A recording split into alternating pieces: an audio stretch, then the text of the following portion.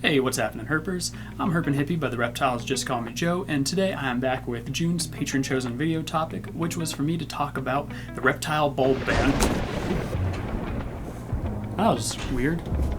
It's like it came from inside the house or something. But anyway, I'm here today to talk to you about the thing that a lot of people have been kind of freaking out about in the reptile niche over the summer, and that is the reptile bulb ban. Reptile bulb ban. The bulb ban? That is really weird. I've got no idea where that's coming from, but it's like somebody is trying to get me to be afraid and try to use that fear to profit and manipulate me.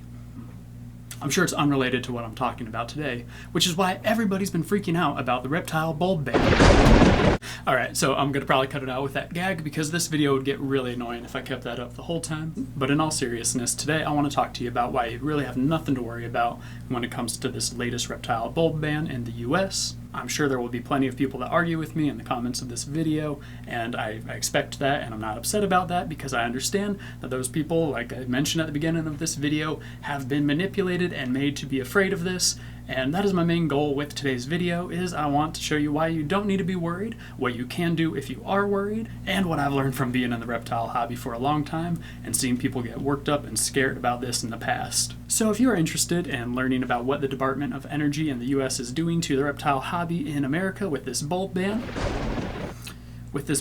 and how it is going to affect reptile keepers, or maybe not affect reptile keepers. In this video, I will be talking about how this all started, what has happened so far, and why you probably don't need to worry about it. So if you want to learn about why the reptile hobby isn't under direct threat from the Department of Energy or these bulb bans, then make sure to hit the like button and come along. I'm not sure why I just put my hand on you guys. Like, it's a YouTuber thing. I'm not going herping in this video though. Like normally I'd and then transition to where I'm out herping and ooh, I found a rattlesnake. Those videos are on my channel, but this isn't one of those videos. I'm just here talking to you in this video, so hope you don't mind. But getting right into today's video, do you need to worry about the reptile bulb ban? No. So thanks for coming. Again, if you like today's video, make sure to hit like and subscribe. I'm going to jump into thanking my Patreons who make it possible for me to make these videos as frequently as I do, starting with my head herpers. Thank you so much to Ollie Ward, Amanda. No. So if you just want to know if you need to worry or not, no, the answer really is that simple. You don't need to worry about this reptile bulb ban. You do not need to go stock up on reptile bulbs. I always recommend having 1 or 2 extra bulbs just on hand because sometimes a bulb goes out at night or after a store is closed and it's just not a good time to go get a bulb. So I'm not saying there's anything wrong with making sure you have a couple extra bulbs around the house for your reptiles, but you don't need to go out and stock up on reptile bulbs like some people have been encouraging reptile keepers to do. That is just going to cause artificial shortages, which is something we have already been seeing as a result of this panic. But the important thing to know is, as of right now, there are no bulbs that are completely unavailable. There are no companies that have gone bankrupt. There are no companies that have gone out of production. At this moment, there are a select few companies that have been told a few of their bulbs have been designated by the Department of Energy as something called a general service lamp. A very broad explanation of what a general service lamp is and why it matters to reptile keepers is that general service lamps are supposed to be your normal, regular household bulbs. The definition of them includes things like bulbs that have a normal threading, like I don't know what it's called. If I look it up, I can voice it over here. It's called a E26. And bulbs that have that type of threading and are under 125 watts and fall within a certain light production to energy expenditure ratio or energy cost ratio are classified across the board as general service lamps. And if a general service lamp does not meet the bare minimum efficiency requirements, then they are banned and they cannot be produced anymore. Now, this exact provision, I believe, was first passed back in 2022, and there's been some murmurs about it in the reptile hobby since then. People have been kind of worried about it. There was talk about how it might affect some reptile bulbs, but a lot of people figured they're obviously hobbyist bulbs. There are cutouts for people who grow indoor plants, for special lighting for plants. There's cutout for the special lighting that you need to keep baby chicks in the farm and agriculture world warm. And so a lot of people just assumed reptile keepers are obviously going to get the same exemption. Well, earlier this summer, ZooMed, one of the biggest makers of reptile bulbs and certainly one of the most recognizable makers of bulbs, published a letter that they got from the DOE informing them of all the bulbs that they currently make that are now classified as general service lamps, even though they're clearly for reptiles and shouldn't be classified that way. And that letter, along with the actions of some lobbyist groups and the videos put out by some large reptile social media creators, have caused a lot of people to freak out and think that all of our reptile lights are being banned. So that is the just very broad general overview of the situation, which I understand why people are freaking out if that's all you've heard about it and all you know about it. Sounds like they've misclassified reptile bulbs and this is going to be affecting all of us sooner rather than later. But the reason that isn't the case is not all the bulbs were affected, and this looks like it was a general oversight, and Zoo Med already has a meeting with the DOE to get this sorted out. If you are curious about learning how bulbs get classified as the type of light they are, whether they are an infrared emitter, a hobbyist lamp, a general service lamp, and how that affects what bulbs we're going to have access to, I strongly suggest you check out the Animals at Home podcast. I will link the video under this video for anybody who really wants to get in the weeds of the physics of reptile lights, how reptile lighting works, why one of the proposed workarounds that people have been mentioning is, well, general service lamps are only bulbs under 125 watts, so the workaround would be just get bulbs bigger than 125 watts and dim them down below. He goes into why that is not a viable option and why that is not going to be the workaround for this. His main takeaway, and again I encourage you to go check out the video, is that the workaround for this bulb ban is going to be getting these lights classified as infrared emitters and not, and hopefully I'm not butchering this, I'm going to double check myself before posting this, but his workaround is that he wants the DOE to reclassify all these lights as infrared emitters because that is essentially what the reptile hobby is using them for, and it would let them exist in a already pre-carved out exception to the general service lamp requirements of the law. So again, it's a very long video. It gets into the physics of the different types of lights, some of the history of this battle, and why he thinks that one of the best ways to fight this battle, if you are concerned about it, is to buy from companies like Zoo Med that are out there having these conversations with the DOE. But again, if you are interested in that longer conversation about how this bulb ban works and how the physics of reptile lighting works, and even learn about some of the cool lighting technology that's on the horizon, then I strongly recommend you check out the episode of the Animals at Home podcast that I've linked under this video. But for the sake of keeping this video short, I'm not going to get into all of that here because the important things to know is that it seems like it has been just an accident that these bulbs have been classified as general service lamps, and this is precisely why lobbyist groups like USARC exist. Zoo Med has also organized a meeting with the Department of Energy to sort out this oversight, and based on how things like this have worked out in the past, I have all the faith in the world that this issue will get worked out long before it becomes an issue for reptile keepers. And just to show you that I'm not alone in this, and I'm going to go ahead and link a couple more videos under this video from reptile keepers who have been in the hobby for a while. They've seen a thing or two, so they know a thing or two, and they are also not freaked out about this reptile ban because this is kind of just how legislation works. There are things that fall into kind of oversight gaps. There are long periods before the laws go into effect, so lobbyist groups have time to point it out to the congressmen who are legislating outside of their area of expertise. That's why lobbyist groups exist, is ideally they are lobbying for the people, but ideally they're lobbying for the people, and they explain these things to legislators before it has a negative effect on us. And I'm happy to say, as somebody who has been keeping reptiles for 15 years and I think heard my first fear-mongering about a bulb ban back in 2011, I know that it just doesn't happen like that. There's a lot of industry tied up in this. There's a lot of money tied up in this. There's a lot of industries that would be in trouble, from zoos that take care of animals, to the hobbyists that take care of animals, to the companies that produce the tools that are required to keep these animals healthy. There are all the vets out there that know that these animals that they see require these lights.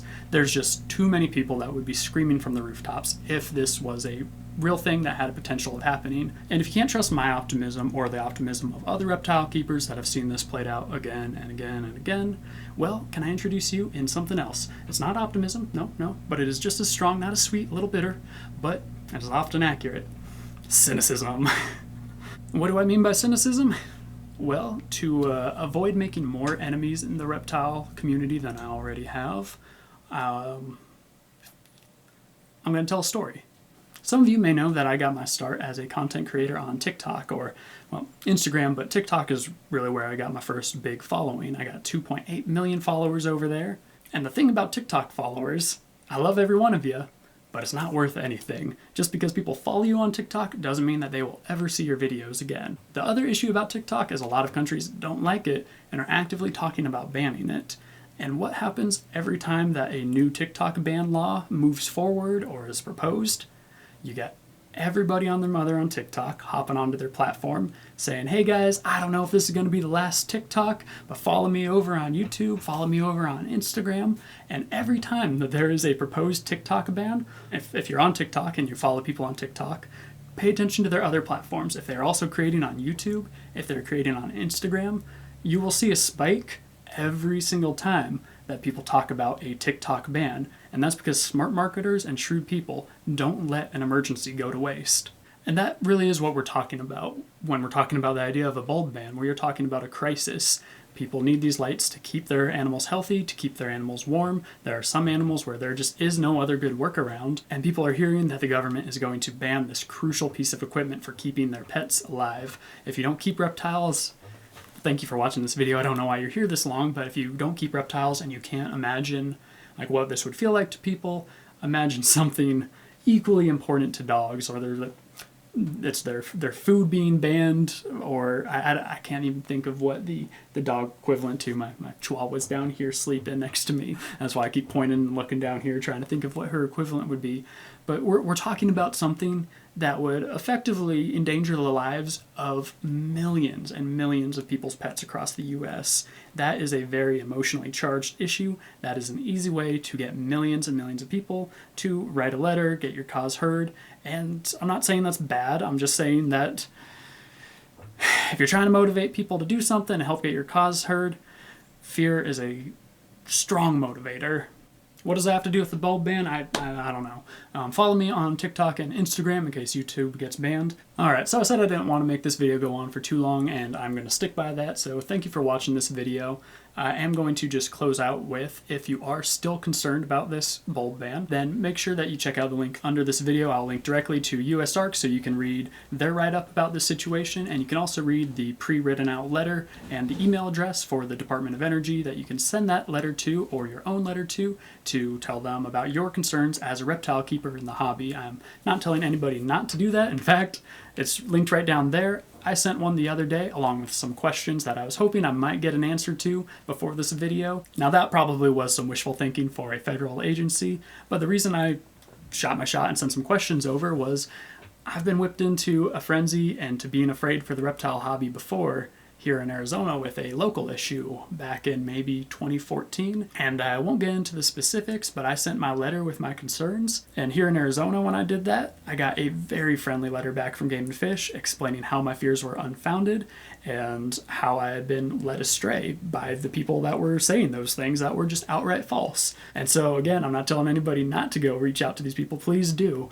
They are our elected officials. This is their job to hear your concerns. And if anything, I want to invite you to think about things other than just the reptile hobby, that you could expand this habit of taking an interest in what your government is doing too. Because this reptile bulb ban won't affect you, but I can promise you that other things the government is doing that people aren't talking about and aren't getting whipped into a frenzy over are going to have direct effects on your life and the lives of people around you. And that's the stuff we need to be paying attention to. So in closing, what do you need to know and be worried about with this bulb ban?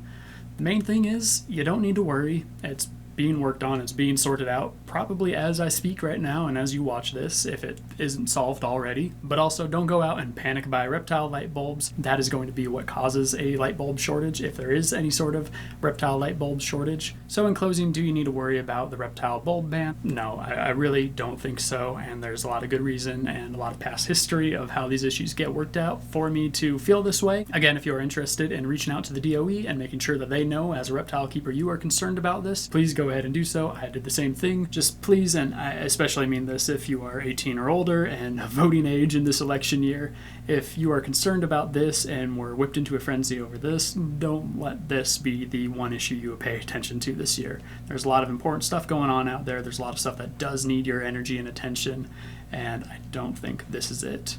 Anyway, come for me in the comments. Thank you so much for watching this video. As always, I'd like to thank the patrons that make these videos possible, starting with my head herpers, Ollie Ward, Amanda Lynn, Deborah Torgerson, Jane Cabin Girl, JCH, Lindsay Justice, Sierra Sicard, and Tiffany H. And as always, thank you to the patrons at the other tier levels who help me make videos on this channel as frequently as I do. Your support really means a lot to me, and it really does make it so I can spend more time making these videos. So thank you to everybody who supports this channel at any tier level, and thank you to anybody who has watched all the way through and hit the like button. If you haven't hit the like button, it's right here. The video's so over. You're like, you gotta click a video. You gotta click a button to get away from the video anyway. Like, just click one more. All right, I'm done. I'm sorry. I'm not begging for. And that's gonna do it for this video. Thank you so much for watching all the way to the end. I hope you enjoyed the video. I hope you have a fantastic rest of your week. I really hope that you don't hear ominous claps of thunder every time you say reptile bulb ban. But most of all, I hope that you just keep herping.